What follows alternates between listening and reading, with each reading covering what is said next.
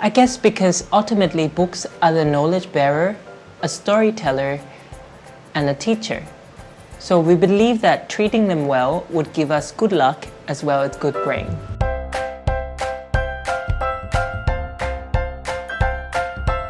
Swadikap, my name is Ot Montian. I am a Thai illustrator and a book artist. Since I was a little boy, I have always been obsessed with books. Books as storyteller as well as book as objects. I'm inspired by what's written inside the book, the illustration, the smell of it, right down to the texture of the paper, especially old books. So when I went to Chester Beatty Library with that great collection of beautiful volumes all over the world, it was like entering a magical world to me. One of my favorite books at the library are the samut Thais. They're a very special kind of folding books from Thailand. The tradition of making these manuscripts believed to be inherited from the ancient Khmer Empire, one of the oldest and greatest kingdoms of Southeast Asia, parts of which remained as Cambodia today, with the oldest surviving samut Thai dating back to the 17th century. They're quite narrow, and as you can see, there is no binding. Instead, the pages are folded like a concertina. One fold is called one panerk, and in one book could have 20 to 40 panerks, which mean that the book could be 34 to 70 centimeters long. Sometimes they are also called samut khoi. Samut mean books, and khoi are the Siamese rough bush, a type of local tree which these papers are made from.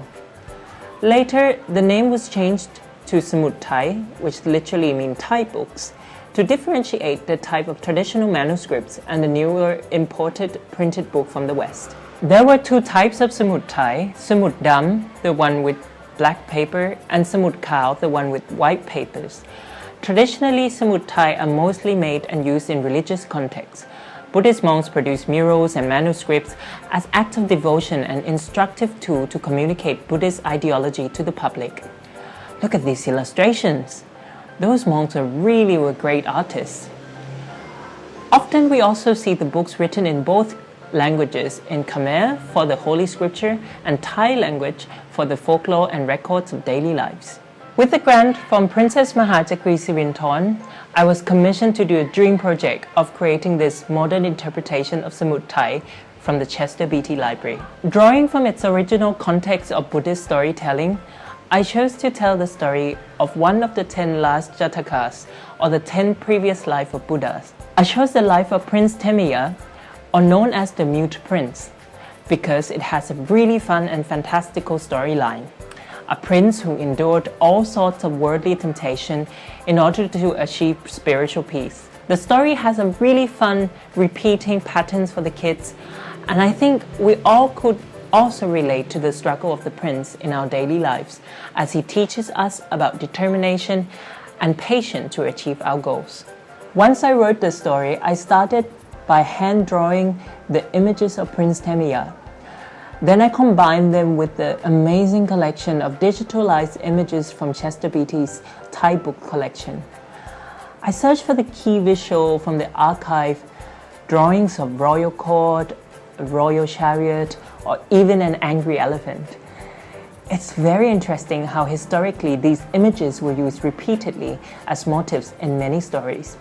I guess they could tell a lot about our way of lives in the past. Finally, I combined those images together with colorful graphics elements to tell a new story in a big collage that's visually exciting for today's audience, and kept the original charm at the same time. So the main aim of this book is to teach children about Thai culture through fun storytelling.